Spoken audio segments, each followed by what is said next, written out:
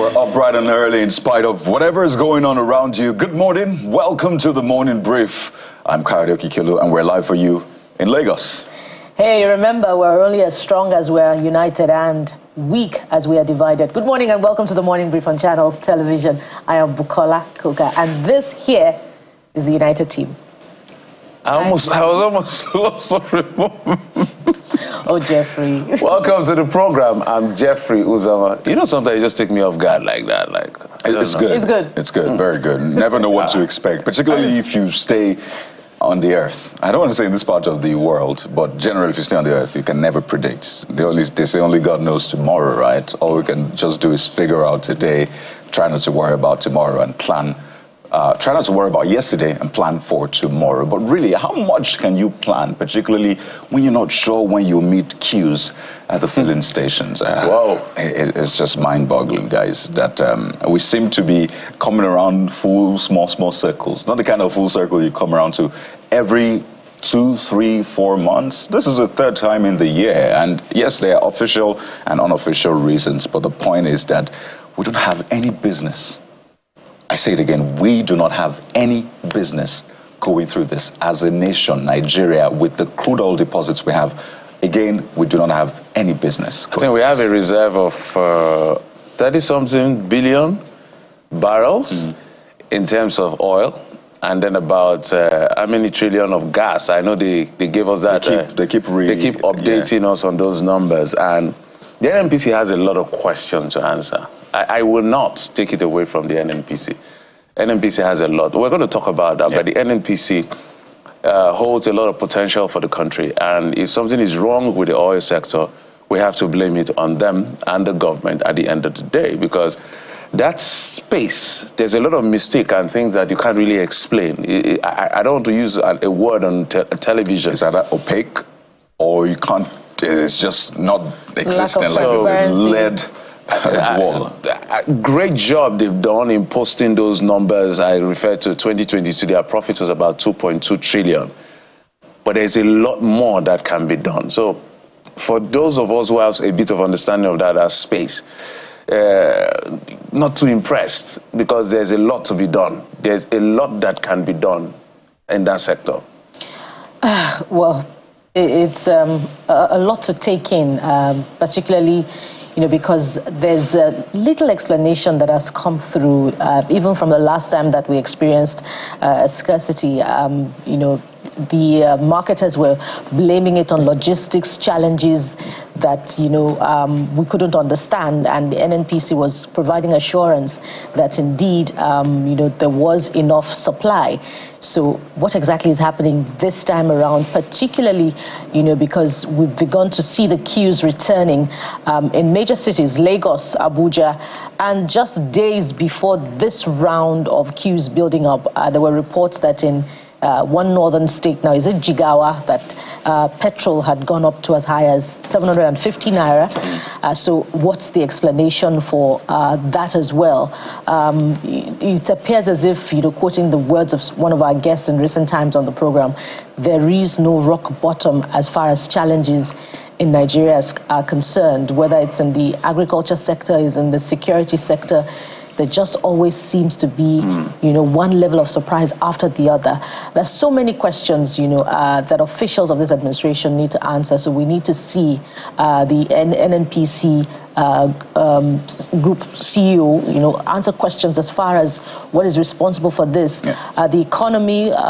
We have the Minister of Finance, we require explanations as far as that is concerned as well. The Minister of Agriculture also has some, a lot of questions to answer, but there is no closure. Nigerians don't have closure as far as these challenges are concerned. We understand that, this round is as a result of flood, other logistics challenge, but they don't quite sit well as far as why we're experiencing this is concerned. How come flood is contributing to this?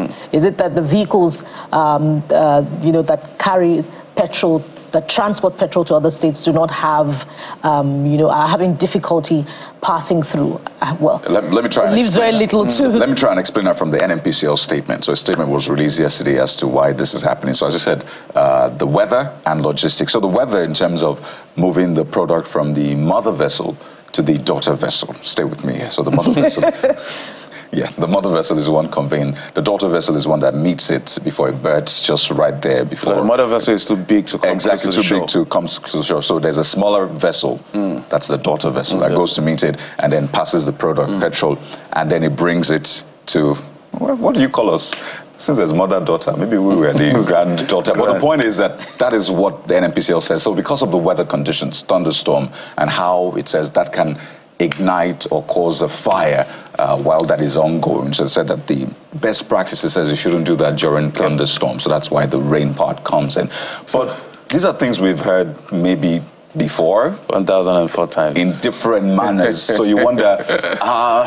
It sounds like a fairy tale to me. Pardon me. I think there are more questions in that space, and that's why we need closure. Yeah, we'll not go ahead of ourselves. Yes. That's why we need to have that conversation. Yeah. But before that, I have a surprise for Kayode. It's early, so this is my little gift for Kayode, and I'll tell you why I'm giving him gift very early in the morning. So I've been having issues with my Twitter. For how many years? I don't know. I am even surprised. Producer, forgive me. I'm surprised. So I've been having issues with my Twitter. And people can find me on Twitter. For whatever reason, I thought I was shadow banned. I said, okay, I want to get better with Twitter. Kayode has been busy advising me. I said, look, I'm not good for this thing. I'm lazy with Twitter. I have a lot of research to do. Wow. Eventually, and we worked it out on the phone, on WhatsApp, and voila, in minutes. Everybody can see me on Twitter now. Wow. So Jeffrey not underscore, what's my Twitter handle again? Jeffrey Uzono 01. So thank you. This is my little thank you for. Wow. Even Ima could not save me. I'm calling Ima out. Goose people's all over your body, right? I mean, this is what we should do. Jeffrey, thank you so much. Since maybe you don't have feel that. Do you have plumbing issues in your house or electricity issues I can help with? Just to cheer us up this morning. There's a lot going on in the country. Yeah. So I just felt like a lot to me. So Jeffrey has. When you figured it out, my wife was listening to us having the conversation and said, wow. Kayode deserves a gift. That's okay. Let's get him a little. It's a little something. Yeah. And it's well deserved, Kayode. Well deserved. You know what, Ima, Jeffrey? Whatever issues, car issues, furniture issues, whatever you have, call me. If you have fuel issues, call me as well. Thank you so much. Should I call you? You're welcome. You're welcome. You have gifts. I've suffered so much. Nobody could see me on Twitter. People were searching for me. Always an honor to be of help. Thank you. Yeah. Okay, so Kayode, what do we have? What do we have for you on the show? Aside my gift, which is of course just mine. As we said, the queues are back, and so are the fears in Abuja, neighboring state. Lagos is feeling the heat as well. So the NNPCL points to logistics challenges and flooding, but we go straight to the source this morning. What exactly is wrong this time? Well, juxtaposing with the NNPC statement, and we sit down with petroleum retail outlet owners to uncover the truth behind the queues. More importantly, the solutions to this perpetual problem. Well, that's not all. The skies are about to get a lot busier with a whopping 23.1 billion naira injected into upgrades of airports. But will it be enough to tackle some of the challenges from the proliferation of state airports with more terminals than passengers to the scourge of touting? We take to the skies this morning to separate fact from fiction.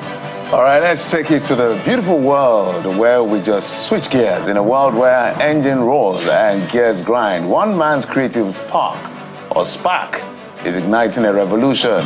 Meet Jerry, the automotive engineer who's seeking to transform the agricultural landscape with cutting-edge machinery. Join us for a riveting conversation with Jerry Mallow. I look forward to that. So he started with vehicles, now he's transferring it to agriculture. And we need it yesterday. Absolutely. So we're spotlighting the bright spots, the great minds. And we have these minds, not in thousands, in millions in Nigeria. So every chance we get, we put it out there. The question is, are you one of those? If you are, join us on the show this morning. You can do it on X, on WhatsApp, on I'm saying X now because it looks like I'm an X-expert. But you can also do that on WhatsApp. That is the WhatsApp number to message us on. If you've got videos about the fuel situation around you, send us that video right away. If you're just on a queue, send it to us. What position are you? What are you hearing? Does it look like you're getting petrol? How much are you getting it for? Send us those messages right now. It's a matter of urgency. You see, my sleeves are rolled up. Everybody's geared to take your message on board this morning. So it's quite easy. Or hashtag CTV Morning Brief right there. So that is our hand of fellowship to you today to be a part of the show. But as we always ask, are you ready? Yes, we are. Ready? Let's get right into it. Our top stories are coming up right now. They'll be shaping the conversation. So stay with us right here. It's the Morning Brief.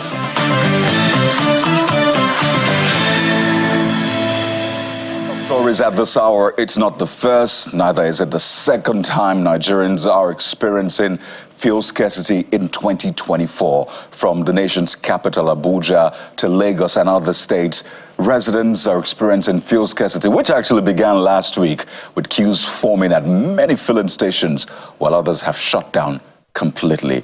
Now, when Channels Television visited some of these filling stations, motorists expressed frustration, having wasted hours in queues instead of attending to their work and businesses, a situation that has continued this morning. However, the Nigerian National Petroleum Company Limited, the NNPCL, and the Nigerian Midstream and Downstream Petroleum Regulatory Commission, that's the NMDPRA, blames the situation, I should say the authority, blames the situation on the difficulty of discharging the product from mother vessels to smaller ones and the bad condition of strategic highways.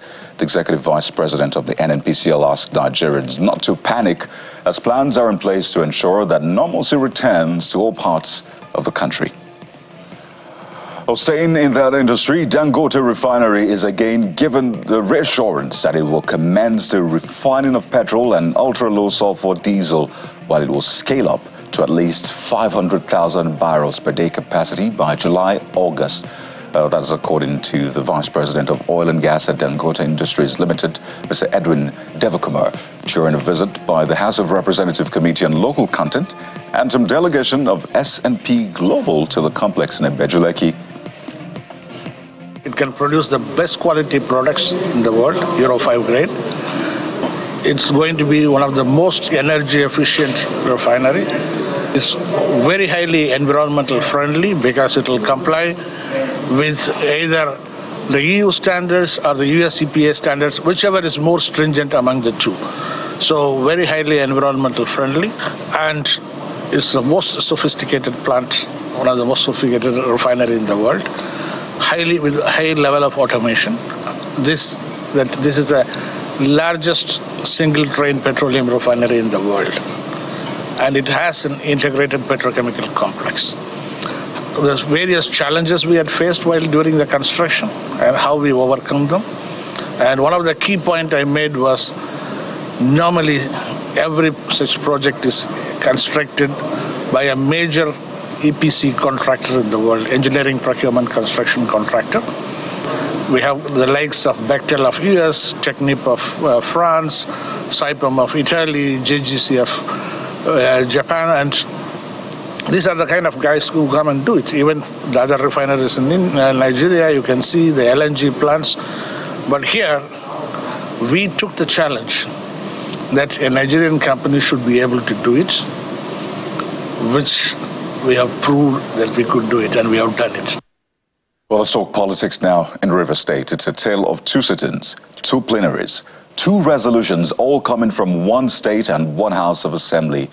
The Mountain Army led River State House of Assembly at a sit-in yesterday gave Governor Siminalayi Fubara 7 days to present the River State Appropriation Bill to the Assembly. Now, that's the first sit-in.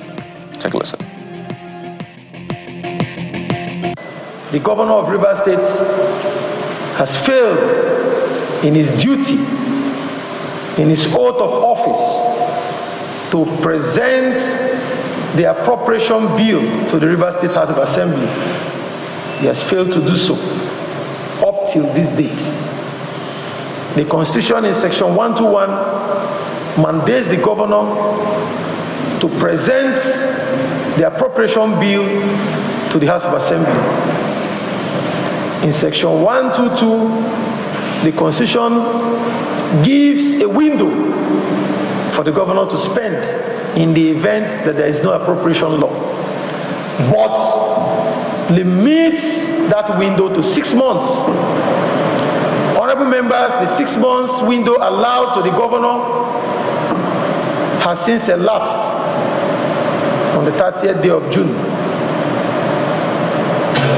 As we speak, there is no window for the governor to spend taxpayers' money or any fund from the Consolidated Revenue Fund of Rivers State. She also notified the governor that in total disregard to provisions of the 1999 Constitution as altered and the judgment delivered on the 4th day of July 2024 by the Court of Appeal in appeal number CA/PS/198/2024, in which all actions taken by the 3 suspended members, including purported screening and confirmation of commissioner nominees for appointments, caretaker committees, and other approvals, has been declared null and void.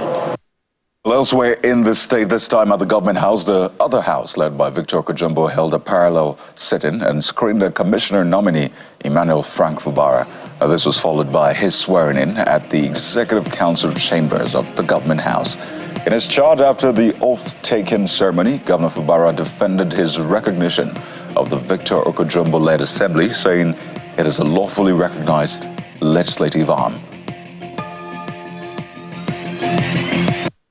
If it were a situation that Fubara is involved in anything or Fubara's associate, by now, Nigeria will be hot. There will be arrests, there will be statements, there will be counter this, there will be press conference. But because it is from the other side, but glory to God that they couldn't hide it, I've not been hearing anything. And I'm wondering, after how many weeks now, the Nigerian police is still not able to come out and make a statement about the attempt by one, whoever, I don't know what his name is, that tried to detonate a dynamite in front of Hotel Presidential. I'm still wondering why it has not happened.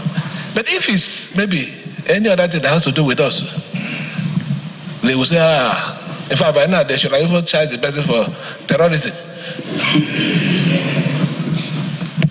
But you see, this God that I said that we are serving genuinely, this God that River State has been dedicated to by our predecessors. Because when they make statement, they say River State belongs to Christ, belongs to God. And that is the God that is saving us and lifting us. For more stories now, the chairman of the Economic and Financial Crimes Commission, EFCC, Mr. Olaolukoide, says the commission is not out to witch hunt any individual, and the fight against corruption is not personal. He also applauded the student loan program by President Bola Tinubu, as he states that it will end the issue of cybercrimes among students and youths. The chairman was speaking when he received the National Association of Nigerian Students, who led a solidarity rally to the commission's headquarters in Abuja. And to the courts now, where the Chief Judge of the Federal High Court has directed that the request by former Governor of Kogi State, Yaya Bello, for the transfer of the alleged money laundering case instituted against him by the EFCC be presented in open court. In a letter addressed to his lawyers, Mr. Abdul Wahab Mohammed and Musa Yakubu, the Chief Judge drew the appeal or the attention of the former Governor's Council to a pending appeal in the case, Yaya Adoza Bello versus Federal Republic of Nigeria, wherein the defendant had sought a consequential order remitting the case to the Chief Judge for reassignment. The letter said as a result of this, it will be improper to take any step that will be tantamount to preempting the outcome of the appeal. A former senator and senior special assistant to former President Muhammadu Buhari in National Assembly matters, Senator Ita Eneng, is asking the National Assembly to go to the Supreme Court for interpretation on whether or not treaties and agreements can be signed by the federal government before they are sent to the National Assembly. Senator Eneng says the Assembly must backtrack to 2002 and query every agreement and treaty which failed to pass through Parliament. Well, his remarks come on the heels of the controversial Samoa Agreement. He was speaking on our program with our political correspondent, Terry Kumi. Now let's talk about the correctional centers. As the Minister of Interior, Looming has revealed plans by the federal government to relocate the Ikoyi Correctional Center and other correctional facilities nationwide. Mr. Tunji Ojo disclosed this while on a tour of some facilities in Lagos, while revealing that urbanization has caught up with the Ikoyi Correctional Center. The minister adds that there is no adequate buffer zone as stipulated in the Constitution. He also promises some structural reforms at the Alagmo facility. And for those asking about just when the population census will commence, well, the National Population Commission is optimistic that it will hold the long overdue national census exercise before April next year. The chairman of the commission, Mr. Nasir Kwara, stated this at a press briefing ahead of the World Population Day stated for July the 11th. And he adds that Nigeria needs to strengthen its data generation institutions and adequately fund periodic data collection to help in policy decisions. And on to business news. The federal government has approved a 150-day duty-free window to allow the importation of maize, husked brown rice, and wheat as part of measures to combat rising food inflation in the country. The Minister of Agriculture and Food Security, Senator Abubakar Kyari, disclosed this in a press statement as part of implementation of the Presidential Accelerated and Stabilization Advancement Plan, also known as ASAP.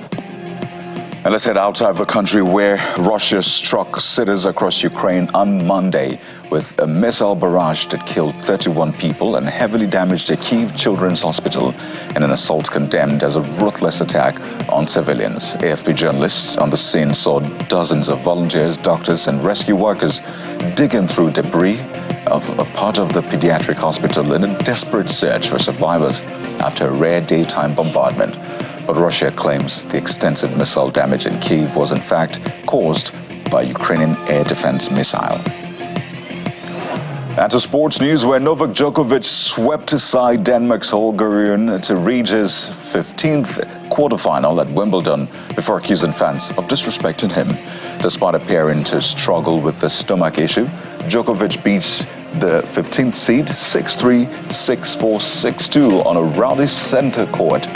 Rune received the backing of many in attendance who cheered him, along with drawn-out bellowing of his name, which Djokovic angrily took to be booing for the 37-year-old who is going for an 8th Wimbledon. That's Djokovic, and record 25th Grand Slam overall will next play Alex de Minaur.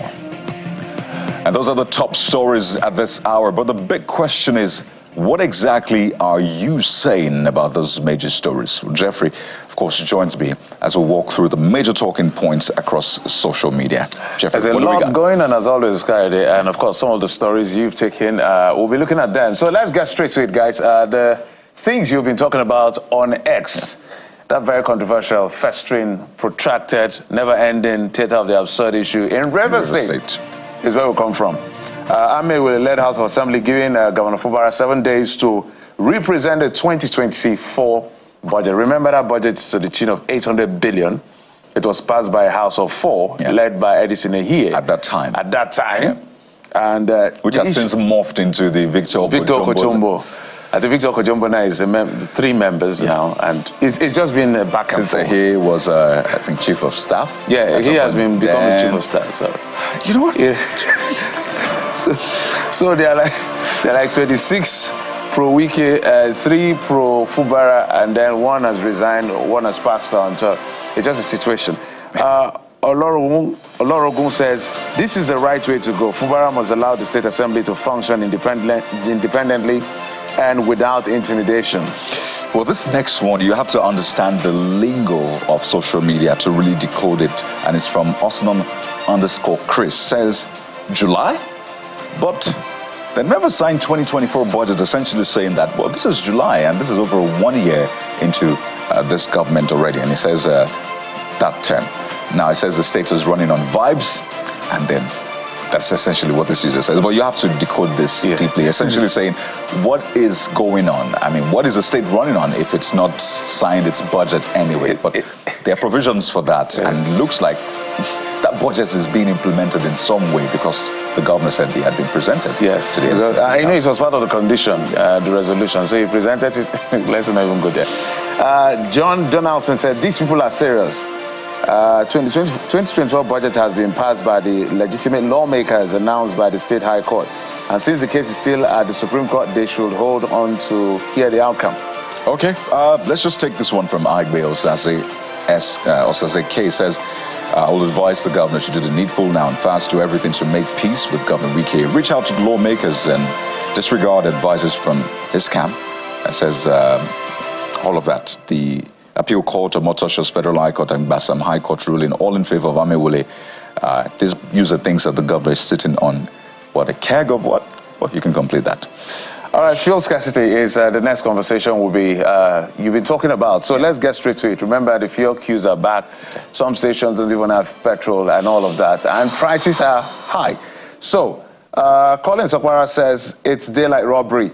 The Tinubu's government needs to step in and regulate these depots. This is getting out of hand. Our ordinary Nigerians supposed to survive with this kind of price hike. It's already hard enough to make ends meet. Now they are just adding fuel to the fire. Skay is an ex-user. Samuel Poha says, are we going up or going down? How about all the noise about Dangote Refinery coming in to reduce Nigerian suffering with imminent fuel price crash? This user says, I'm just wondering. So we saw that happen with diesel. So a lot of people are expecting. But Dangote Refinery says, yes, July is still the target. That's a couple of days to go in July. July is here, so we're counting down for him. But there's a gentleman, we're going to show you a video now. A young man, a gentleman who attempted suicide yesterday in the nation's capital. So he climbed as high as he could get. And he made some demands before he would come down. Also, so just take a listen to that. I was here at 10 a.m. You don't see me here by 10 a.m. And nobody knows the identity of the man. What's your name again?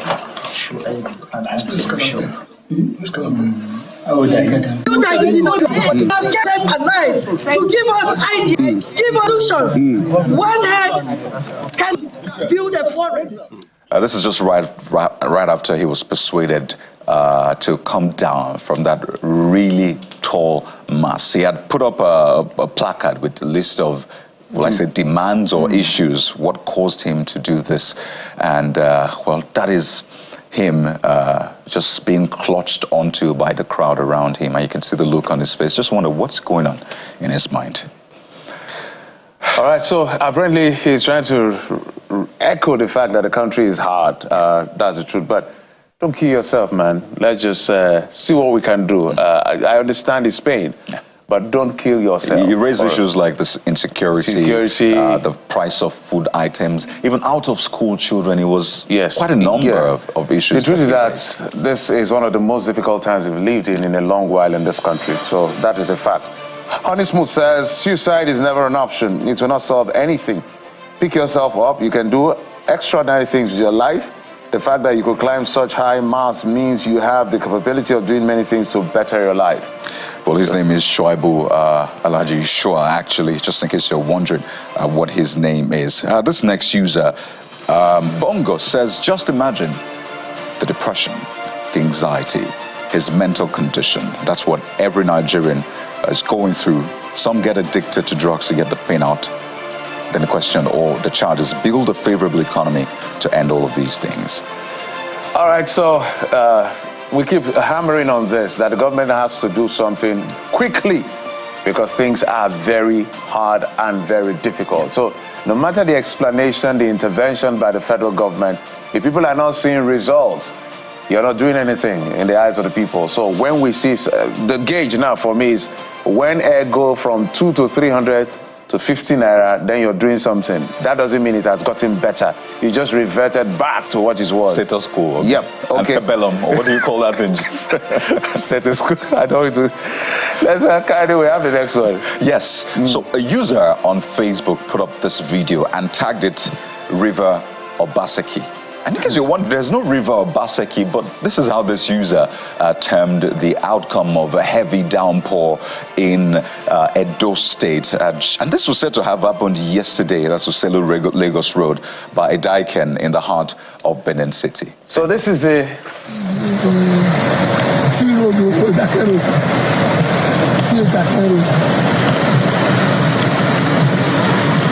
let's go.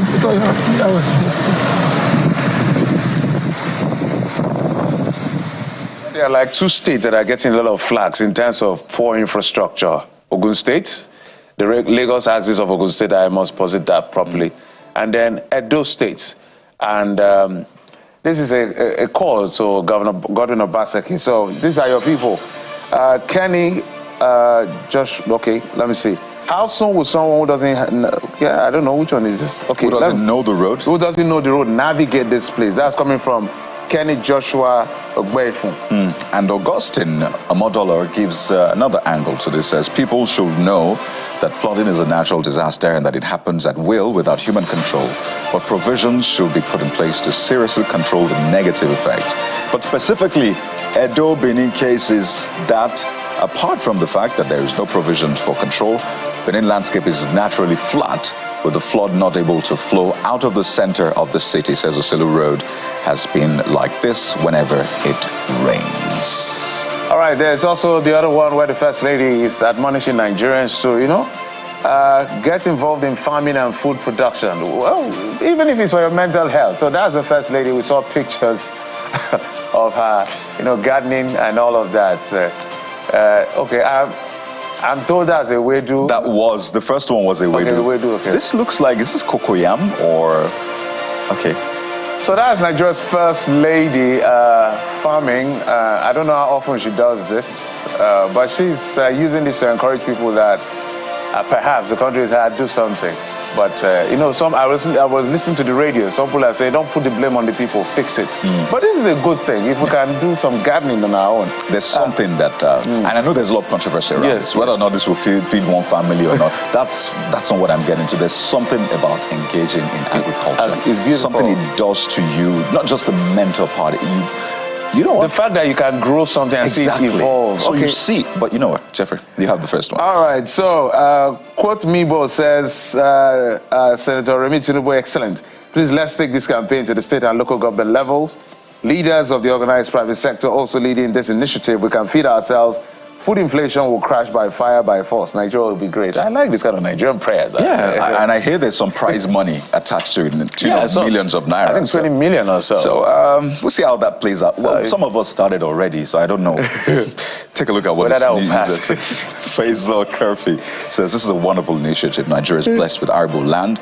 So if we buy into this movement, we'll eat much healthier and cheaper food. Insecurity for the farmers. Yeah. That's a big one. Yeah, so there you go. Those are some of the things you've been talking about, but let us know what you have to say, particularly about the field cues. Don't forget, you can send those videos, images, or maybe what your experience has been like. Send it to our WhatsApp number or hashtag CTV Morning Brief across social media. We'll take a moment now. When we return, well, your guess is as good as mine. We're starting off with the fuel scarcity. What is wrong? Stay with us right here on the Morning Brief.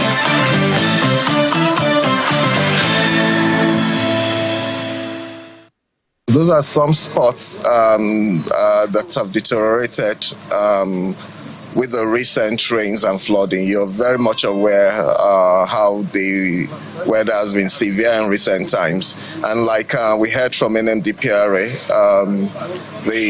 there was a gap in ship-to-shore discharge, because when you have thunderstorms, you can't do STS. This is a volatile liquid. And when there are thunderstorms, we have to suspend ship-to-shore movements. And it also affected the loading of trucks at the depots. So we had to suspend all of that during the thunderstorms for safety reasons.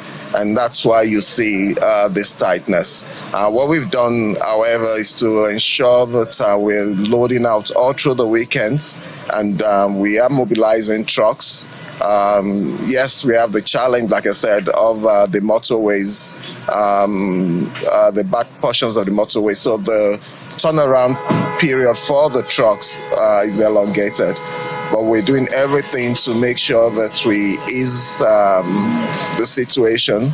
We're getting stations to run for longer. We are getting marketers to collaborate and share stock, so that rather than have a station with 2-3 trucks siding, they can release those trucks to other stations so that circulation is better.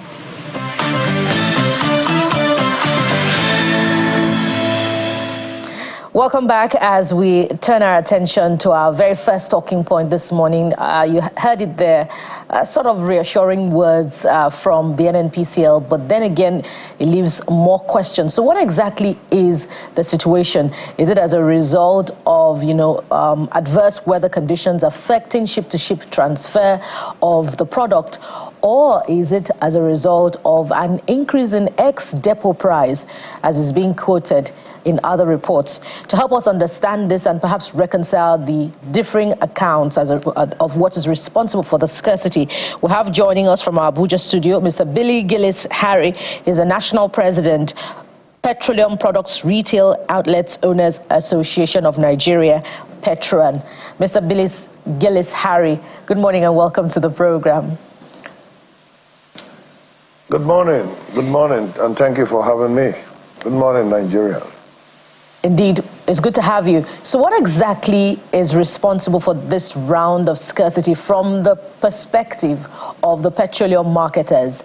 Are you able to access the product based on applications on the NNPCL website, or really this explanation by the NNPC that adverse weather conditions is plausible? Well, the fact that we did not promptly get petroleum products to our stations does not mean that NNPC was not doing their best to make sure that the retail outlets have products to supply to Nigerians. NNPC has explained exactly what the scenario was yesterday. We also had a side meeting to be able to get more clarification as to what is going on. But the fact that we could not get products on the platform is just because they are doing upgrade on that platform, and from what we understood, that is almost being concluded. So hopefully we should be able to start getting products. But that did not stop NNPC from making alternative arrangements to make sure that we have petroleum products. So as far as we know, the challenges were all supply directed and based, and if yesterday's explanation is adequate, which I believe it is, we should be able to see a very quick response in all the retail outlets, especially with products coming in from River State area to Abuja and so on and so forth. So I think that the matter is being tackled very frontally by NNPC, and we'll get to the end of it. But however, my point is that we should not let this situation keep creeping on us without, any notice. We should be able to have some sort of data to be able to guide us in getting this situation, completely eliminated. So, Mr. Gillis-Harry, is there anything arising from this current situation that compels an adjustment in price? Well, that has been a very big surprise to me because up till 1 a.m. this morning, my members were up with me and we tried to find out exactly where that information is coming from. And typical of Petron, we do not just talk about any issue until we have some empirical evidence to guide us. NNPC had not changed their prices to us. We still buy at the price that is given to us from them. However, we must always realize that if we do not get the product directly from NNPC and we are going to get it from depots that are also struggling to do everything to get products out in the market, the prices will not be the same. But the fact that that became a point for which this level of scarcity, is anticipated, I think is completely wrong. So let me get this right. For Lagos, for example, you see places, they're selling petrol for 900, nation's capital 800. or more. So are you saying that these are just people hiking their price to take advantage of this situation, or they have a legitimate reason to do that because they're not getting it from the NNPCL, or at least the major marketers? Yes, that is a very plausible reason why the prices may not be the same across every city or even every area in a particular city. You heard the solutions that were provided. Petron has always looked at that as a very strong alternative, where we try to make sure that we share our products within ourselves and ensure that there is adequate wetness in as many stations, especially those that are in strategic locations as possible. Because our job actually is to extend all the possible efficiencies to what NNPC is providing, to ensure that petroleum product is in every part of this country. Now, if product is being sold at a particular price in any location, what we do, if there are members, we ask them exactly what is the reason for that. So we ask to see what is the data that they have used, the cost pricing and all of that. And sometimes you find out that they are just only making just sales with just maybe about 10 naira, 15 naira, 20 naira. So at that point, you know that they are legitimately having a patriotic mind to serve. Because if there was no product there, last night we got stranded on the road around 12 o'clock, and somebody came up to us to provide a solution of 10 liters at 12,000 naira. That's 1,200. We didn't buy it, of course. We would have, if we had any security agencies close by with us, would have allowed them to arrest that particular, young lady. And it's even a lady who was making that offer to us at that late hour in the night. So it would be much better that you have genuine petroleum products in the station, which have managed to land it at that station to sell. And of course, it's not going to be permanent. For instance, now NNPC is frantically making sure that petroleum product is given to all the retail outlets. Right. I'm sure that the prices will revert back as fast as possible. Let me just quickly rephrase my question. Is it true that the landing cost is 700 plus? Or, in another light, how much are you getting the products, perhaps from where your members are getting? How much are they currently getting it now? So Nigerians understand where this is coming from and they call out who is, doing the wrong thing. If we have product from NNPC, we should be able to sell our product between 620 and 650.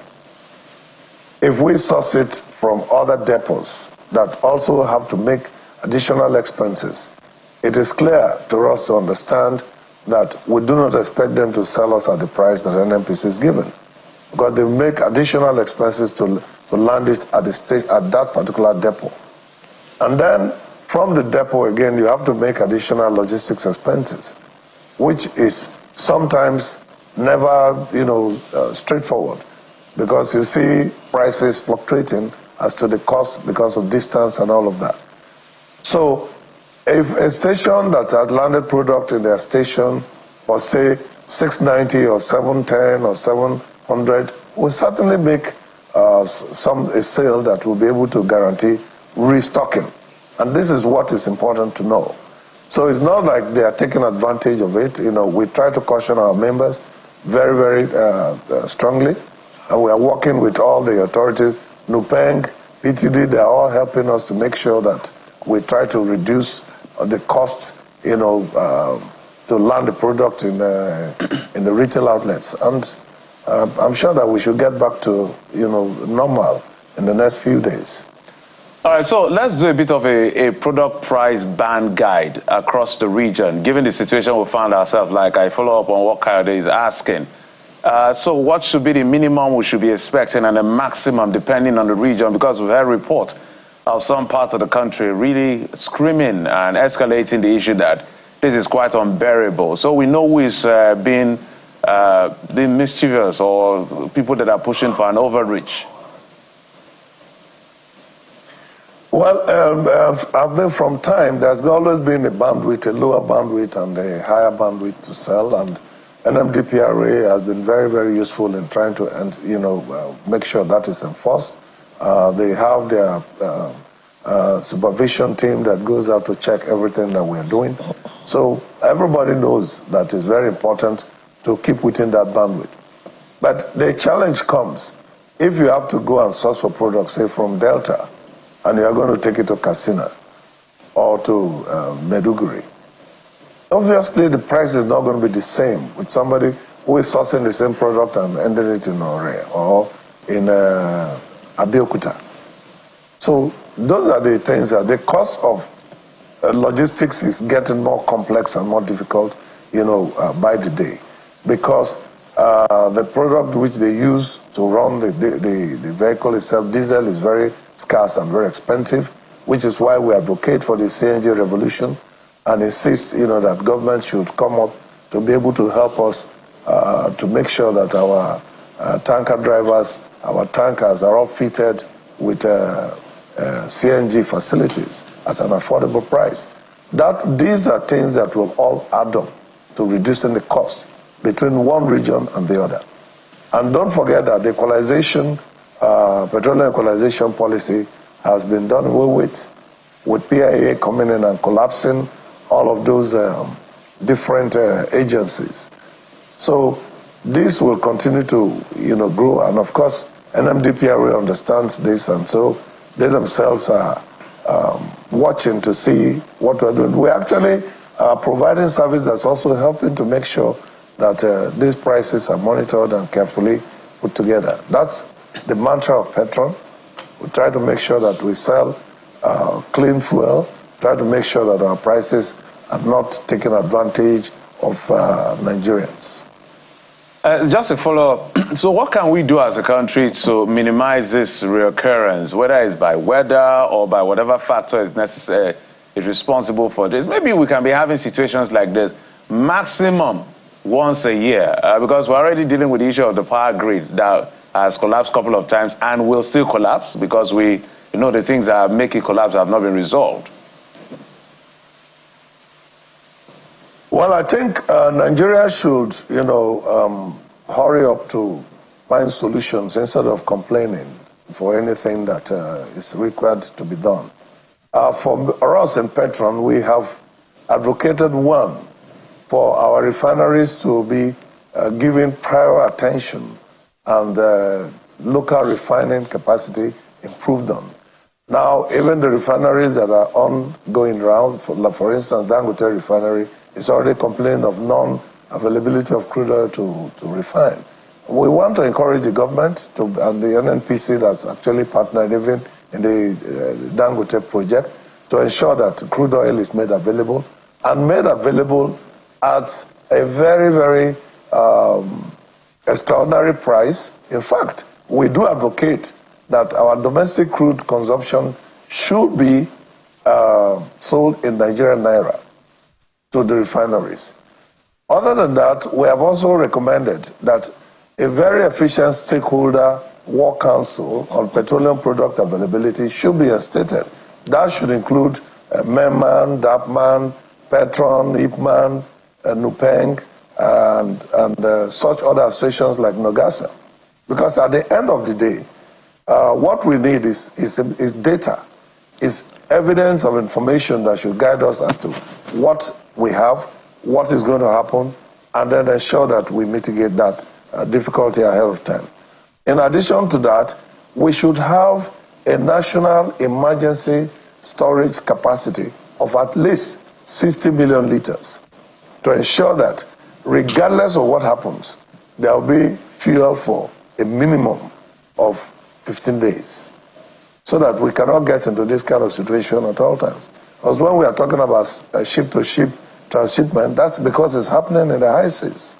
And weather conditions are very difficult to be able to steady these vessels from what we are told. So those are the kind of solutions we would like to see in Petron that should apply to Nigeria to mitigate this type of reoccurrence at all times. Mr. Gelisari, permit me to belabor the point because an NBS report from just a few days ago is quoting the pump price of petrol in Jigawa State to be as high as 937 naira per litre. That's pushing the 1,000 mark. And in other parts of the Northwest, the price of petrol is 845 naira per litre. And even, just a bit further down the Southwest, petrol price is above 700 naira per litre. So from the standpoint of a retailer, what is the most realistic price, pump price of petrol, in spite of the transportation implications on moving petrol to these states? What is the most realistic price, particularly also because there really isn't any effective mechanism for monitoring of price and to ensure compliance of those who are selling above what is the most realistic price? Well, there are quite a number of things that can be done to work that out. And this is where the patriotic zeal and patriotic content of all Nigerians should apply. For instance, Looming is, I believe, doing quite a lot to rein in their drivers and do as much as possible. We can also depend on them to insist that prices of logistics should be somehow standardized and be able to give reprieve to us retailers to provide services to Nigerians. Be that as it may, I will expect that the highest price in petroleum, for instance, in the areas where the depots operate, Lagos, Delta, Calabar, River State, should be anything between 620 to 680 maximum. And then when you add all the transportation issues that you take it from state to state, we can just look at how incremental additions can come in that should make us not to be selling at 1,000 naira. Because as you know, if we are actually importing product in the way that the deregulation is setting for us to be able to import, which we desire to do, but we are hamstrung by availability of foreign exchange to make that endeavor work for us, even though we do not want to make Nigeria an import-centered, market-centered place only for importation of PMS, but we need PMS to be able to work until our refineries are producing internally. So I do think, that this situation can be resolved with all of us coming together to make the best out of everything. We need to make money, but we need to be happy too. And I think that's what Nigerians should begin to focus on. Speaking of what to expect, we're in July already, and all eyes are on Dangote Refinery for the release of petroleum products into the economy. So what are the assurances from where you stand that when Dangote begins to sell petrol, prices will come down? Are there any guarantees in that regard? Well, the reality is that if I was the chairman of Dangote, I will not be announcing when my PMS will hit the market. I'd rather work very closely with the authorities like NMDPRA and the marketers to make sure that when the petroleum product comes, it hits the market quietly with a lot of noise, because sometimes noise is more louder. Quietness is more louder than talk. The fact that we have been given several dates, to expect product, for me is a concern. Then also the method of doing business, I think should be much more inclusive, so that way there's adequate input from all the stakeholders to make sure that pricing is done adequately. Yeah, we know that it's a private business, but also the public has bought shares into it through NNPC. So there's also the need for us to be able to discuss very, very clearly and transparently about how prices should be fixed, because we want to be careful to make sure that a big machine like Dangote Refinery, that I'm very proud of, I believe that Nigeria should be proud of and Africa should be proud of, should be the reason why we should smile more at home and in our businesses with the prices of all the products coming down. But how do you guarantee that when already there's a complaint that crude oil is not being supplied to them and they're importing crude oil from America? What quality of product are they even bringing from America? Because America is importing to their own country our Bonnet Lights. So are they going to import Bonnet Light to America and then ship it back again to Dangote to refine? So those are some of the things that need to make sure that the prices come down. I think are also based on the political will and the business decisions of our government and policy implementation strategies. Crude oil, yes, should be produced for domestic consumption. And I don't think OPEC should control that. This is where I think that emergency production of crude oil declared by the NNPC should be held accountable, too. And then Dangote should just focus on their refining. They should allow us, the retailers, to do our retailing, and then they can sell their product also through the depots. This will guarantee stability and inclusion of business from every side. So that way, we can at least maintain some, ecosystem that will guarantee the pricing. But as far as sitting down here in this studio to project what the price of Dangote's PMS will be, I'm completely unable to do that because we have not had any clear, business council and stakeholder meeting with them to be able to make inputs as to how we can advise on that, on how that works. So I think I see or I hear some, will I call it hurdles to be crossed, perhaps possible bottlenecks, some gray areas that need to be cleared out. Because understandably, this sector is quite huge, different players. And if one sector is not performing, it can affect others just like a ripple effect.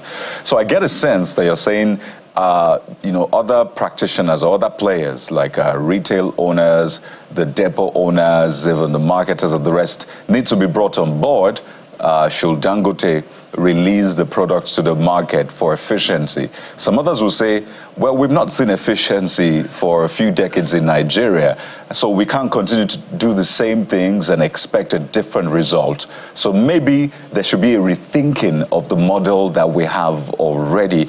But I do hope that this will not be a major war that will now descend into something that we don't want to see. But I'd like you to speak to a point now. So there's a lot of anger out there, understandably, because as I said earlier on, we don't deserve this situation, having scarcity, understanding what we have, what God has blessed us with. So are you saying that what we're saying, nobody should be, will I say, reprimanded, there should be no consequence for what we're saying, that this is just, I don't know, what was meant to happen and we should just take it?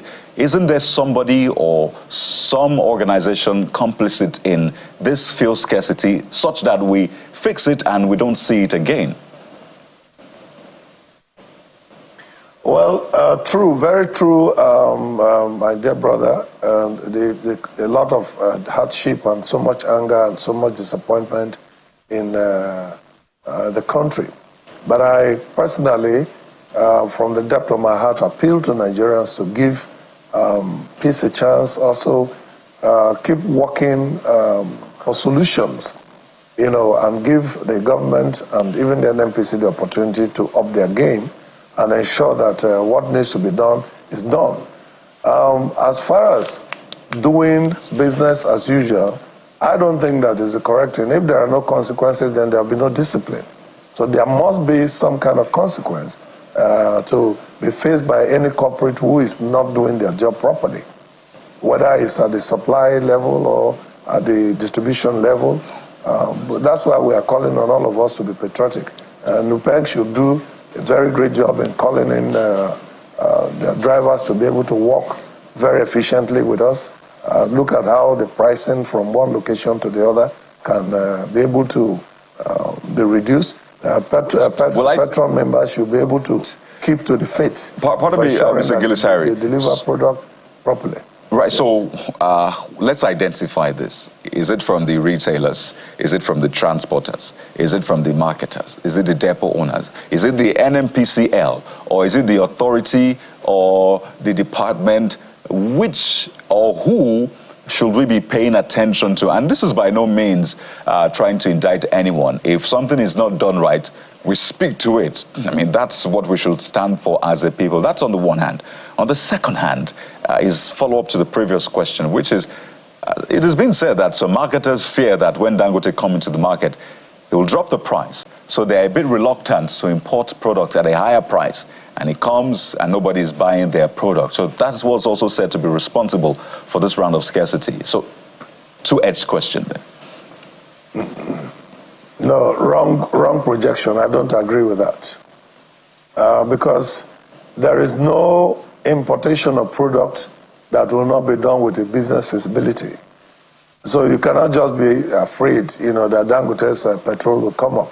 And of course, if Dangote's petrol comes up, if it meets competition in the market, it should reduce. It should work, that price that should make the business to be much more competitive. So I don't think that is correct. I rather will think that importers of petroleum products, and in this time, PMS is only strictly imported by NNPC. So for me, at any time there is this kind of scarcity issue, I think NNPC should be encouraged to do much more and do better. And I mean, from what I saw yesterday, I can see the very frantic efforts that have been made even prior to the scarcity. But my advice was, look, when situations like this come up, please call your stakeholders. That is what IPMAN is all about. That's what Petron is all about. That's what MEMAN is all about. That's what DAPMAN is all about. We should be able to put our best foot forward to make sure that we, mitigate this difficulty. So if there is anybody to be blamed, I think it should be a blame from the source of the product and not from any of us, because retailers can only sell what we are given. We do not import, we do not refine. So we are hoping right now, we are all registering frantically with all the refineries to make sure that we are off-takers in the refineries, even as retail outlet owners. So there is everything being done by us to make sure that service provision is never disrupted, efficiency in delivery of petroleum product is top, is top at this game, and we are ready to make that service provision available to Nigerians. All right, Mr. Aguilar. So in reality, you cannot hold the retailers responsible. Just before you go, as a wind down, just for you to speak to this issue of energy security. I know Melekere, the GCEO of NNPCL, has always talked about energy security, but we're shifting dates with the Dangote refinery and the shifting dates with all other refineries. What do you see, and when do you see this happening as far as Nigeria is concerned? Because Nigerians, as far as we're concerned, is when we see products leave refineries to us, the consumers, that's when we believe anything is done. Well, exactly what I just said earlier, that we should, reduce the size of the noise and up the game in performance. When the refineries are performing and producing refined petroleum product, Nigerians should see. That silence will even much more louder because it will be followed by an action. I will not encourage any one person coming up anymore to say, oh, we are expecting petrol to come out of our refinery at so time, and then don't keep to the date. Because one, is technology-based and there's quite a lot of work to be done. And if we keep shifting the dates, then we are also presenting ourselves, to lack the integrity that should follow up with this guaranteed source of energy that we need. So as far as Petron is concerned, we will keep asking that the refineries be given maximum attention to be made to be productive in the country. And we should also do as much as possible to make sure that petroleum product distribution is not in any way disrupted. And that's why, in the preliminary times, we have said that Dangote Refinery should be based, they should be refining for us. They should not be involved in coming to do the distribution along or to do retailing with us. We need to keep our business.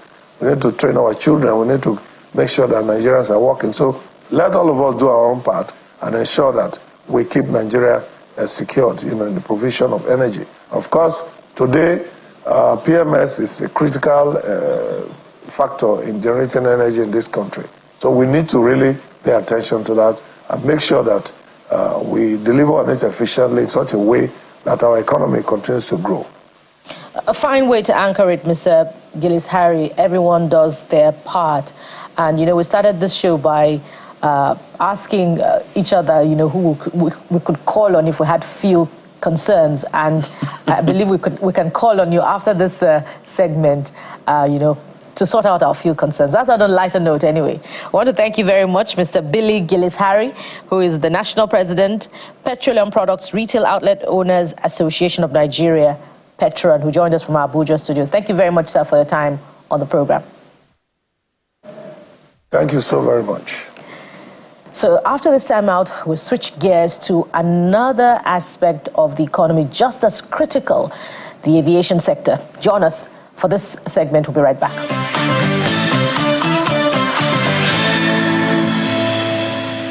Welcome back. It's now time to talk about the expected upgrade of the airports across the country. We understand 21 or 23.1 billion naira is being earmarked. Joining us on the program to make sense of how this will happen and what we should be expecting at airports is the Managing Director of the Federal Airport Authority of Nigeria, Looming. She joins us via Zoom. Ms. Kuku, thank you so much for coming on the program. Good morning, and thank you again for having me.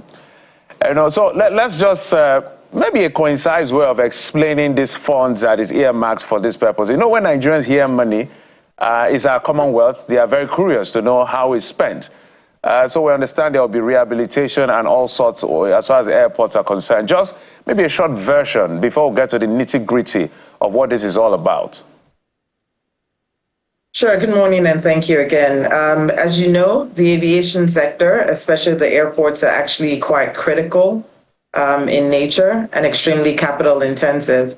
So when you refer to a number of, 23.1 billion or 23 billion, it actually scratches the surface if you look at where we are in terms of infrastructure development and upgrades. Yes, we do have some money earmarked for capital-intensive projects this year, maybe slightly more that you have actually spoken to. But what I do want to say is that the federal government of Nigeria, through the Federal Airports Authority, actually has 22 airports under our domain, which we manage. Majority of those airports require that we actually maintain and upgrade critical infrastructure, which includes the airport itself, largely the terminal area, the land side, as well as the air side. As you know, a lot of our airports were built, I would say that some of the airports were actually built years back. The average lifespan of, a typical runway is about 20 years. We do have quite a number of them that have exceeded that time. We've been doing some palliative works, and as such, a significant amount of the money that has been earmarked would actually go into full rehabilitation of the runways. We also have a number of our domestic terminals. So by the way, we have the primary airports, which you would largely know as some of our international airports in Lagos, Abuja, Port Harcourt, Kanu, as well as Enugu. In terms of our secondary airports, we're also looking at terminal infrastructure upgrades. So that includes expansion of fingers, where our passengers are departing from, also improving the passenger experience. I know we've had quite a number of challenges with cooling systems, the HVAC systems, even very simple things like the electricity as well as the plumbing infrastructure. So a lot of the funding will be going into that. Of course, let's not leave out the airside infrastructure. As I mentioned, the runways, upgrading some of the airfield lighting systems as well. There is a plan to go into Cat 3 for some. In other instances, we've sort of looked and we've prioritized to see where we can have Cat 2. But I will spend some time speaking about that much later in the program, largely around where the focus will be. Thank you. All right, I want to go to one quick issue before my colleagues bring in their questions. That has to do with the people just literally, as I don't want to use a bad word, maybe soliciting for money or assaults literally and all of that. Is that part of what you're dealing with as well, because we understand there may be a task force to ensure that these people always harass people for money at the airport. We stop them because it doesn't say well. It's our gateway, by the way. Yes. As you know, there are multiple security agencies at the airport, but the aviation security team, which we refer to as AVSEC, which resides as part of FAN, is actually responsible for overseeing and coordinating all of the security agencies at the airport. Over the last few weeks, we've put a task force together, and by the way, this has been a recurring task force through past administrations, but this time we've been quite lucky to have it championed by the Honorable Minister of Aviation, Mr. Festus Keyamo, as well as the National Security Advisor. Given the fact that the National Security Advisor is responsible for coordinating majority of the security agencies across the country, and given that they are directly under his purview, we have met on several occasions. We have deployed tactics and initiatives to make sure that there's visibility around individuals who are actually supposed to be at the airport, and making sure that when they're not supposed to be on duty, we're sort of managing their activities. In addition, there are measures that have been put in place to make sure that they are identified. So if you are asked or solicited for any funding at the airport, please make sure that once they wear a name tag, there are channels and avenue for you to actually report those particular individuals. It is indeed a deterrent, given the fact that the airports are a major gateway into the country. Over the next couple of weeks, you will be seeing additional initiatives and measures. Very simple things as QR codes where you can just scan, send messages either to us as FAN or even to Servicom. I did recall meeting with the Director General of Servicom last week in my office where we hosted her. They also had a couple of avenues where people have come back to sort of share their experiences. We're working tactically, and there are very severe measures in place to make sure that anyone found wanting will definitely be punished and will be leveraged based on the security agencies that they represent. So I think this is also a warning and a call outside of that to the agencies, but also to individuals to please not patronize them for any reason. We've put in measures in place to make sure that we have the right security and screening equipment where possible at most of our terminals, to make sure that the prohibited materials that are being sought through are actually going through the screening machines. The Honorable Minister has also made provision for additional security equipment where necessary so that we can stop some of the manual searches, except the secondary searches that happen just pre-boarding. Again, that is dependent on the country that you're flying into. Right, so quite a number of issues you have to contend with, really, and I do not envy you right now, and I imagine a lot of Nigerians do not envy you, but I'd like you to speak to something that has been a systemic issue, and I want to posit this with the fact that you're coming from a background, financial services, you worked with Visa, you've worked with some big companies where there's there's the organizational structure, the blueprint, the ethos, and the rest. So transitioning from that, and this is a bit personal as well, transitioning from that to, Federal Airports Authority of Nigeria, where there's a lot of work. What have you found to be the major challenge as to why we've not been able to make our, public services look like what we find in the corporate world, in the private world? What is that one major challenge that you maybe have identified?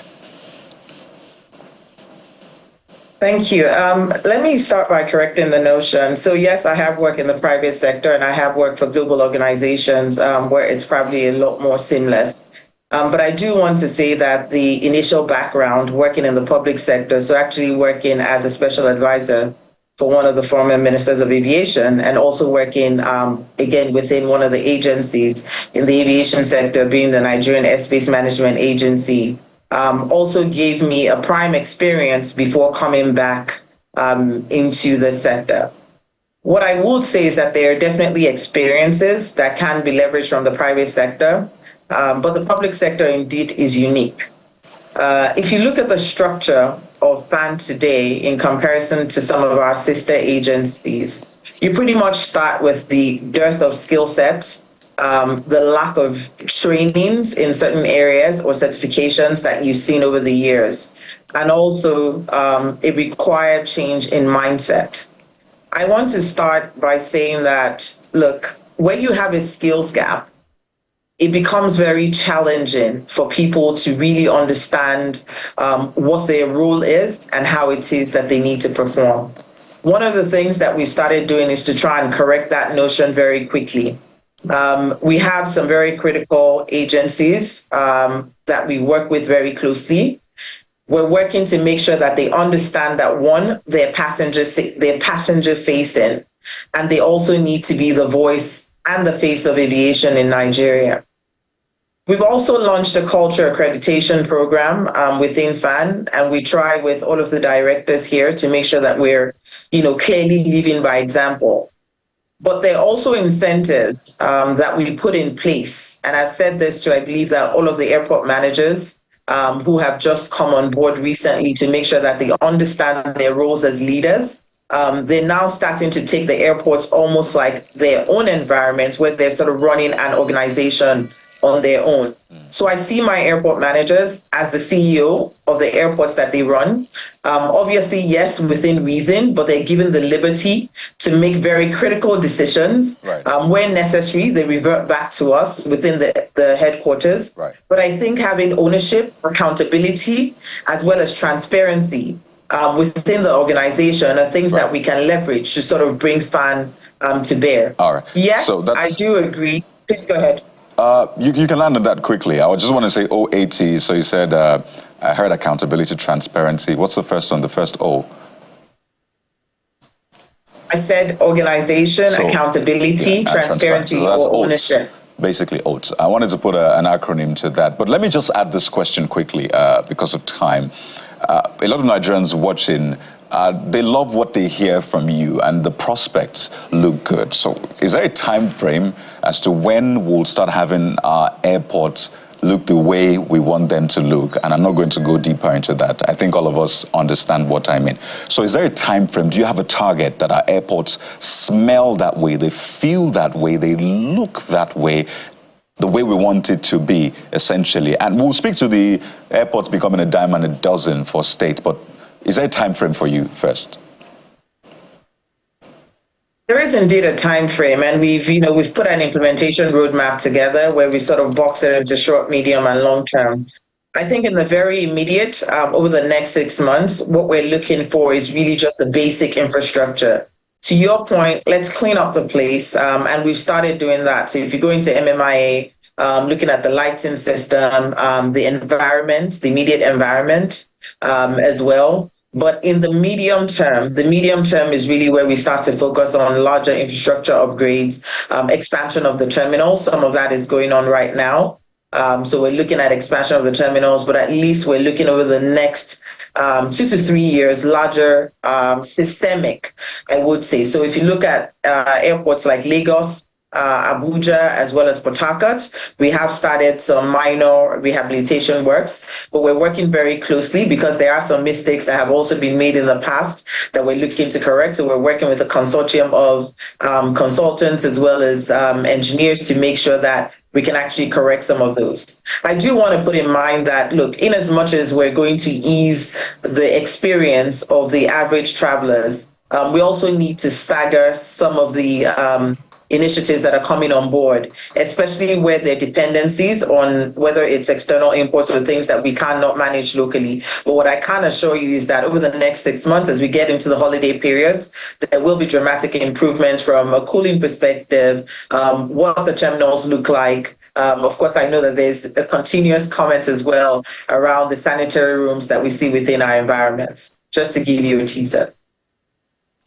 All right. Let's speak to some of the challenges of the Federal Airports Authority of Nigeria now, which would be this big concern about the proliferation of airports across states of the Federation, even though they're mostly unprofitable.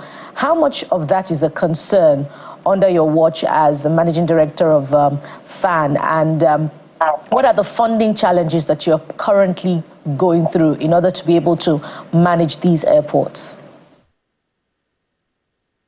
So I started off by saying that we have 22 airports, which we own and manage. We also have about 6 or 7 airports that are either owned by state governments or private individuals or entity, which we also support with either aviation security or fire and rescue services. But to your point, yes, indeed, we have a number of states in the north as well as in the southwest that are coming up with new airports. I would say that based on the stats today, only 3 of the 22 airports are actually profitable and contribute largely to the sustenance of the airport companies that we run. I would also say that we're actually cross-subsidizing the other 19 airports today, and in most instances, we will substitute or cross-subsidize for some of the airports that are coming on board as well. Especially if you look at the current system where we're contributing 50% of the revenue that we earn back into the federal coffers. This is indeed a major challenge for us. We are engaging with the various arms of government in terms of what we can do to sort of provide us with some relief. But what I would say is that, look, you don't drive passenger traffic through building new airports. Rather, what you do or what drives passenger traffic is actually the GDP growth or the economic activities. So my feedback or my comments as we have all of these new airports springing up is really to think at the bottom of the value chain, to say what are the key activities, whether it's through trade activities, manufacturing, or tourism-related activities that can actually drive traffic into those airports. From our end, at the Federal Airports Authority, we're engaging very closely with international organizations such as IATA and, of course, with the Federal Ministry of Aviation, largely around how we can drive additional routes, both from a domestic as well as an international perspective. We're also having conversations and putting initiatives in place to make Nigeria and certain airports within Nigeria become transit hubs. I know these conversations have been lingering, but the state of the infrastructure is also critical in terms of how we make these airport hubs. And what that means is that we start to build a network of airports where we can push out feeders to some of the other states or to some of the other locations and start to utilize our airports. I must say very critically, that if you look at the international traffic that we have today, we have, close to about 4 million passengers traveling internationally. The capacity of the international terminals that we have is way above that at the 5 international airports. So utilization becomes extremely critical. Because it also requires us to continue to maintain this infrastructure. And that also takes us into how we start to categorize and grade some of these airports. I'm sure you've heard me over the last couple of weeks either speak to my counterparts or start to engage some of the states and necessary agencies around the airport for exports initiatives. This is largely how we start to build feeder systems again, aggregation networks, bulk warehouse and logistics centers within our airport, again, starting to leverage the existing infrastructure that we have today so that Nigeria can sort of put itself back on the map as a trade facilitation hub, leveraging the airports. But I would say that, just a word of caution, to make sure that it is a holistic view as some of these airports start to spring up. So from where you stand, how do you weigh in on the justification by the subnationals that some of these airports that are being built in the States will be viable in the long term for cargo transport? And where that is not happening, what are your recommendations, particularly at the engagements that you have with the subnationals for the deployment of these airports that are not profitable at the moment for long-term profitability, perhaps not now, but in the near future? So let me start by saying that there actually does exist a huge potential for cargo in Nigeria. Largely, we're an import nation, especially from an air cargo perspective. I believe that over the last few years, we processed about 280,000 tons of cargo. So indeed, there is still a potential.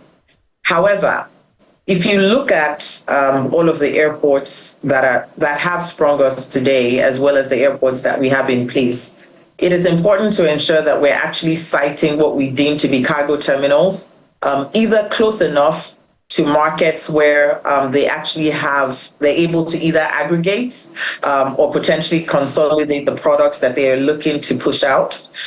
It's also important because I have seen some airports that have been designated as cargo, but really you think of how do you actually evacuate the products from either the centers or the areas that they're looking to move to the airports. Those conversations I would have is to make sure that, look, let's make sure that this is holistic in nature. There is some demand analysis that has been done, as well as some clarity around the countries that we're potentially looking either to export to or even the distribution across the states. But it is something to look at, and it is important that we also look at the supporting infrastructure and rather optimize the existing infrastructure that we have on ground rather than putting up structures which will also continue to gulp additional funding from us. Thank you. Okay, I wanted to build on that, maybe piggyback on what Bukola asked on what to do with this. I know it can be repurposed. You talked about cargo potential. But now that it is literally running at a loss, should we defund them or decommission them? What exactly can be done? Because I'll give you an example. 2018 or so, the NNPC was running at a loss of about almost 800 billion naira at some point. And funding was being brought in that direction. Nothing was going on, but we're losing money. And that has affected our fiscal performance at the end of the day, eventually. And I'm asking this because we're talking public funds here. What should be done immediately? Should we decommission? Should we repurpose? What exactly? So I mentioned grading as well as recategorizing the airports, but I do believe that largely we need to start looking at leveraging the private sector a lot more. There have been conversations around concessions. I think I'll stay away from that a bit because it's quite topical. But I do say that private sector participation is indeed a way to drive this. There are various models that we can leverage, management contracts, concessions, as well as setting up special purpose vehicles. I do believe strongly that for the cargo entities or the cargo infrastructure that we have today, there's nothing that stops us from making that cargo infrastructure leverage into a JV with either entities who have the existing expertise and technical capabilities to help us drive this through. Setting up special purpose vehicles, partnering with them and potentially seeding the infrastructure that we have already is clarity and very clear direction in terms of how we take this forward. But I would say that as we start to look at them, yes, indeed, we can repurpose some of them. I was with the governor in Rivers State and also in Plateau State a couple of weeks ago, and those are the conversations, the direction that we're taking. How do we potentially put aggregation centers, testing centers within some of those airports, also making certain airports become feeders, as I mentioned earlier, for either the central. Again, we're actually ideally placed as a nation for further distribution as well as route development within the country today. On a final note, on the side, maybe they could make some of those airports racetracks, just find something. But that's by the way. Finally, the movement, taxis, it's been a major concern, particularly if you go to Abuja airport, even in Lagos airport. You wonder what works. Is it the ride-hailing, platforms or a designated one by FAN? And I know there's been a lot of back and forth, but I want to know if you've been able to resolve it, because that's one of the major things. If I'm traveling to your airport, I want to be sure that transportation is my least worry, because I've gone through a lot already getting on the plane and all of that. So has that been resolved? Do we have car rental services? Can I just rent a vehicle and drive it myself? What is going on with rental, as particularly transportation at large? Okay, please let me try and separate that conversation. So rentals, I would say, are slightly different from the cab hailing services. Yeah. We do have organizations that provide car rental services. You will typically see stalls within the airport environments where you can do that. That's mostly at the international airports. I would say that for the domestic airports, we indeed have had an overflux, I would say, of cab hailing services. We've had the likes of Bolt and Uber, along with some of the locals and the domestic car hire services. We've had multiple engagements with them over the last couple of weeks, and we have started to streamline how they approach the customers, the number of cabs that they have available at the airports, and we're making that very clear.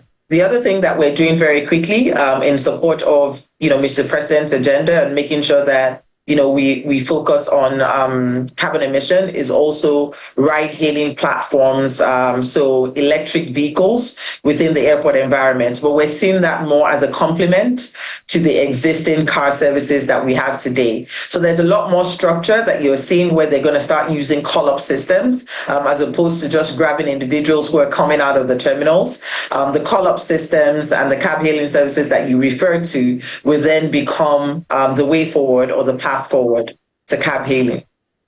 Well, thank you so much for coming on the program. Maybe in addition to your job, I know, as Kayode said, it's a very difficult job you're doing. Maybe advise some of these governors to stop building airports, or the ones that are planning to build, because for some of them it's a bragging right. These airports are not viable, according to you, and from the numbers we see. If 22 and just 3 are doing well, then we should stop building airports. That means it shouldn't be a priority. But almost thank you, Olubunmi Kuku, MD of FAN. Thank you for coming on the program, ma'am. Thank you very much for having me. And we will take a quick break. When we come back, we'll talk to that guy that is, repurposing a few things to favor the agricultural sector. Join us again.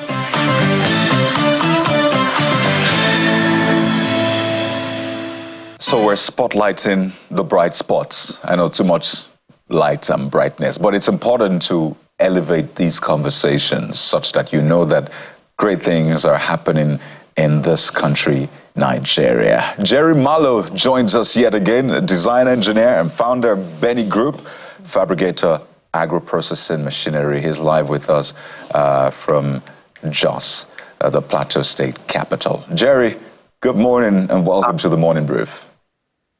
Hi, good morning. Well, the last time we spoke, I know you had a lot of things going on. And in fact, someone has described you as the inventor of Ferrari in Nigeria. That red, car you fabricated went viral. And you've since done another one with fiberglass. But it's quite interesting that you're venturing into even bigger things, agriculture, food processing, and the rest. So I want you to do this. When old friends meet, they catch up. So what has been happening since then and now? How have you been and what have you been up to, Jerry? I've been doing fine.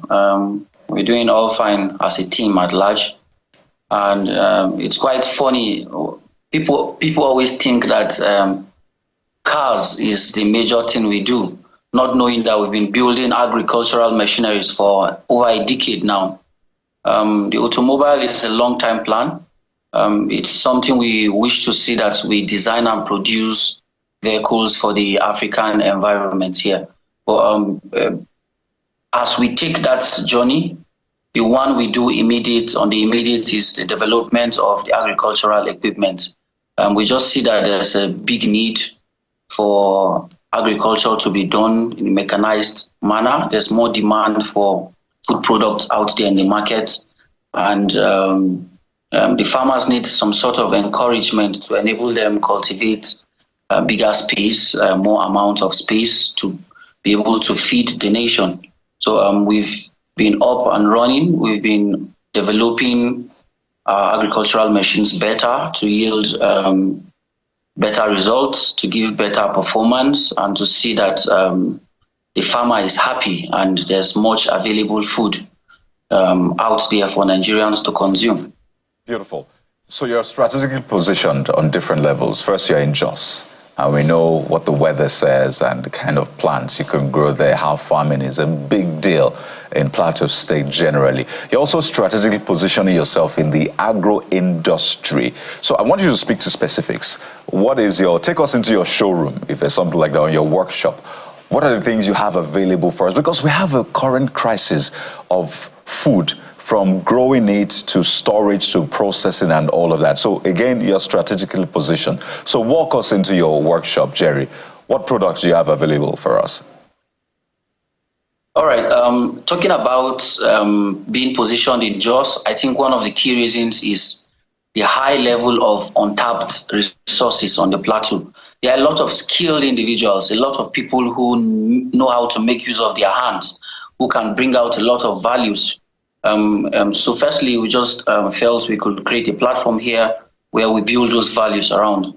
And talking about the products we have, we produce equipment that cuts across the cultivation stage, the planting, the weeding, the threshing, harvesting, and even post-harvest. That's the processing equipment. So we have mini tractors. Our focus has been on small and medium-sized farmers. So we have mini tractors. We wish to see that they have tractors that are affordable. They have equipment that even as small-scale farmers, it will suit their environments and their purposes. So we have handheld tractors, we have mini tractors, we have planters, seed planters of different types. We also have the weeding machines. Instead of using the hoe, doing it manually, this will be able to cut down time and do much more work. We also have the threshers. So when you go around and see how the farmers do the threshing, it's a lot difficult. They have to cut down the grains, tie them up together and use sticks to beat them. But having our equipment, it easily threshes it. Just now on the screen is the rice thresher. It threshes the rice, removes the grains, make it clean, and it collects them in bags. And you can also use, we design these machines in a way that as a farmer farming multiple crops, the machine is important to you and useful across all the crops you farm. On a multiple thresher, it has the capacity to thresh rice, millets, maize, soybeans, sorghum, and a few others. We also have the smaller size farmers, just depending on what you can afford, depending on the size of your agriculture, depending on the size of your transportation means. So we are mindful of building very bulky equipment that a farmer doesn't have a tractor or a van to move these equipment from one farm to the other. So for some of them, we just build them with small tires that you could easily attach to your motorcycle and tow around from point A to point B. One key point of our focus has been the processing. So we don't want to see that farmers just cultivate this crop and are forced to sell it at giveaway price, but we want to see that they have the chance to put some value to their harvested product. We build animal feed machines. We build cassava processing machines for people who make gari, flour, starch, and a couple of others. One of the most difficult stages is peeling of the cassava. Imagine you have to sit down and peel a whole truckload of cassava. So with our equipment, it just washes it and peels it. And if you do the peeling the regular way it's done, it's an average of 20% of the cassava goes out as a peel when you use knives. But with our peeling machine, it just takes off barely just about 2% of the cassava as peeled. And we go further to building rice mills that process rice to finish and ready use products. One key equipment too has been the Irish potato processing equipment being in JOS. Irish potato, there's DNA and so many things that it can be processed to. And as we consider it to be one of our most valuable products because it's only cultivated in JOS Plateau State, in the whole of West Africa. So we see it as a valuable product that much attention needs to be given to it. So these are just a couple of the equipments we do.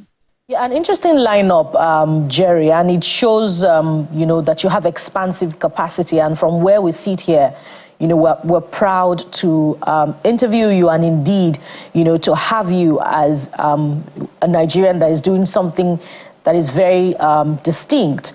But, you know, some of the things that you're manufacturing, some subnationals, the Niger State government, for instance, has imported harvesters, processors from Brazil. Gombe State also is entering into partnership with Morocco in the area of agriculture as well. So when these expertise that you have is being imported from outside the country, how does it make you feel? And tell us, is it because we don't have as much capacity for the manufacture of the quantum of agricultural implements, for mechanized farming that we should have, that will meet the needs of the nation? Or are we missing something here?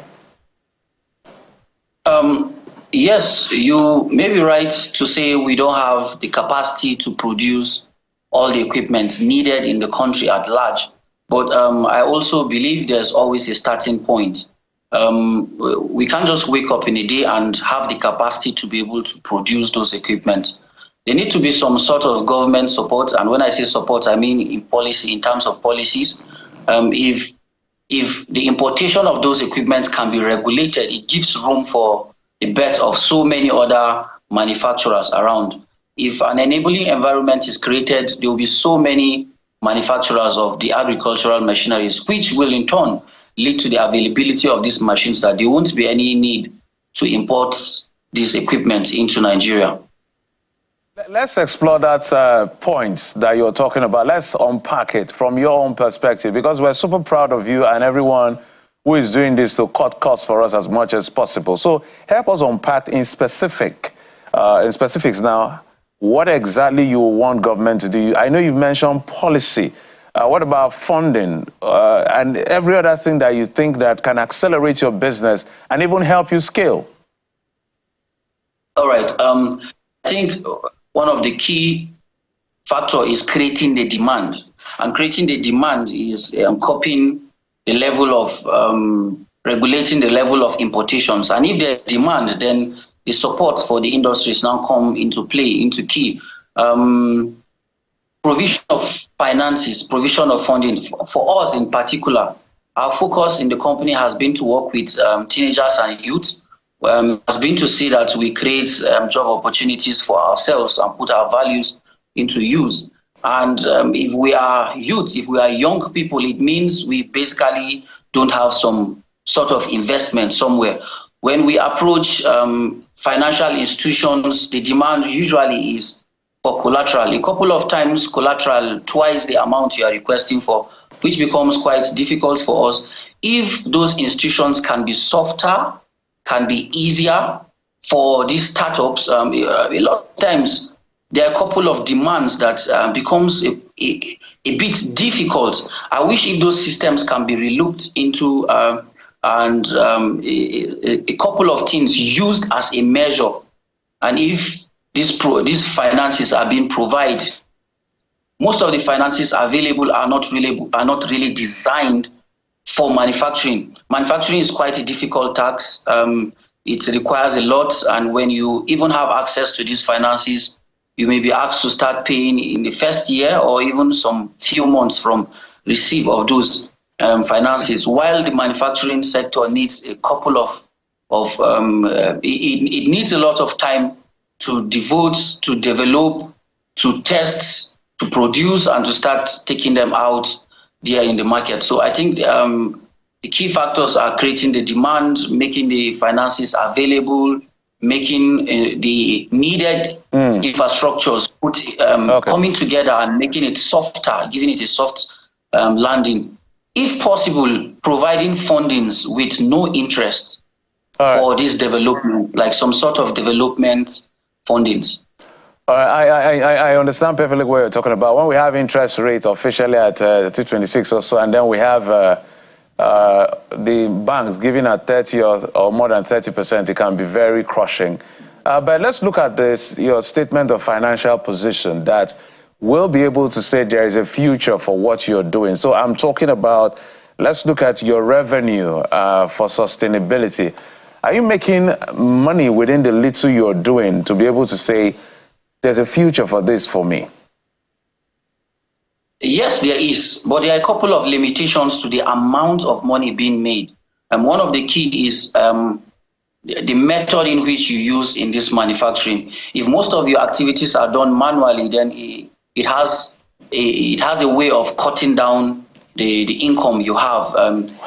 Jobs that with some certain equipment will be done in a day, you would have to do them within a week. And the workforce that you will need to do that now cuts into your possible finances that you'll be making. And of course, there has been demand. There has been a lot of demand in the agricultural sector. So the demand has been falling back on us. It gets to times where we are careful of receiving orders, lest we will not receive beyond our production capacity. Food has been on the hike, and it has, in a way, has been an encouragement to farmers. And those farmers, every farmer that used to cultivate 1 hectare now wishes to cultivate 5 hectares. He can't do that manually if he was doing that before. So there has been demands for these machines, and in return, we've been able to sell more machines than ever before. And that takes me to the next question. So imagine I'm a farmer, I'm interested in farming now, and I want to place an order. What is the turnaround time? How long will it take for me to get a mini tractor, for example? I want a mini tractor, just something light I can work with. How long does it take? Is this something that you have off the shelf? I can just order from here in Lagos and you deliver, or it takes a certain time? How long? And then when you say, in terms of affordability, you said you're planning that this will be affordable for all. Can you give us a range for the price? Because I imagine a lot of people who are listening right now, they're like, maybe this is my person, this is where I should buy from. All right, there are a couple of the equipments that are ready for immediate delivery. As soon as your payments are received, you get your equipment delivered to you right away. While for others, there's a wait period. Depending on your request, we are quite flexible that we design this equipment to your specifications at specific periods. So if for the smaller equipment, you could get them in less than a week. For the more bulky one, you could get them within 3 to 4 weeks. And when we say more affordable, our tractors, for example, our mini tractors comes as a set where you can attach your rotavator, your plows, your harrows, your ridgers, your rice reapers, the maize harvester, and the trailer, all as a set of the tractor. And it ranges within 5 million upwards, depending on the demand. So looking at the values that equipment will give, it's a lot much affordable for the average farmer around. And we have equipments that are as low as 100,000 naira. You have planters within those rates. You have equipments that are as low as 200, 300,000 naira. Those are the threshers, and a lot more, even down to the processing equipment. For farmers who can't afford the fully automated sets, we are quite flexible to give them the semi-automated process in their lines at affordable rates. SENI, that's the National Agency for Science, Engineering, Infrastructure, is offering support for local inventors, especially in the area of the manufacture of agricultural implements. Help us understand if that offer for support for the promotion and commercialization of the work of local inventors and engineers like you is just on paper, or it's a reality. Have you engaged with them at any level? And what was your experience? Is there an offer of support for your work, particularly at the state level? I wouldn't want to agree with saying most of those supports are on paper. I think production of machines or fabrication goes beyond just us. There are a lot of more people in the country, and a couple of people have gotten those type of supports, have gotten those kind of push needed in their aspect. For us, we've gotten a few, and we're still working to get some more. I think we need to look at it both ways. The person requesting for this support, is he matured enough to get it? Does he have all the basics needed to get it? So for quite a while, we've been working and developing on ourselves, preparing ourselves ready to be able to access those supports. But yes, these supports have been quite helpful to not just us, but other startups and other manufacturers around. And for us in particular, there has been much light on us. These supports are gradually beginning to roll in, and we are well prepared for them now and receiving them with 2 hands. So as we wind down quickly, Jerry, so when are we seeing a third sports car? I don't know what you want to call it, but people also want to know when they're going to see the next one and what's the future. Are we planning to see a rollout in the coming years? Talking about the sports cars, we've had a lot of questions. Why are we producing sports cars while the immediate environment are in need of day-to-day cars? Sports cars, funny, car manufacturing is quite funny when it comes to this. It's a lot easier for me to build a sports car. It's a lot easier for us to line out production, to line out vehicles we produce in the lines, in the likes of the sports vehicles, compared to the day-to-day cars. The sport vehicles are made out of fibers, so it means just with your materials in a small space, you'll be able to make them with your hands. But day-to-day cars, you will need a lot of hydraulic presses, stamp presses to build the different components, the different parts.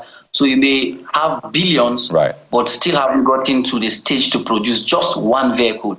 But with the little amount you have, you could produce a sports car. So the sports cars was just, or it's just being done to let Nigerians know that we can do this, and it doesn't take anything too much. It just takes the mindset and the willingness to do it. And we just did this to show that with the proper type of investment, we'll be able to produce any kind of vehicle we need. So, but in line, there are plans to roll out day-to-day cars.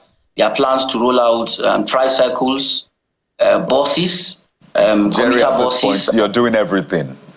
At this point, you're doing everything. True Nigerian you are. I like your entrepreneurial spirit, and we wish you the very best. I mean, seeing that tractor, that mini tractor earlier on, and seeing that you actually fabricated it as well, it's brilliant. But we'd like to thank you so much. It's been a fantastic time with you, and wish you the very best.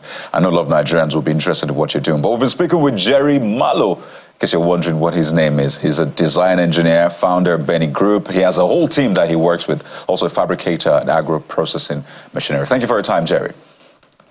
Thank you very much. Thank you for having me. So there you see, Nigeria is a great nation, but we'll leave you with that and then hand the baton over to you to go do great things today. In the meantime, I'm Kayode Okikile. Of course, Sunrise Daily is up next, so stay tuned. I am Bukola Koka. Thank you for watching. I'm Jeffrey Uzama. Now let me unbox Jeffrey.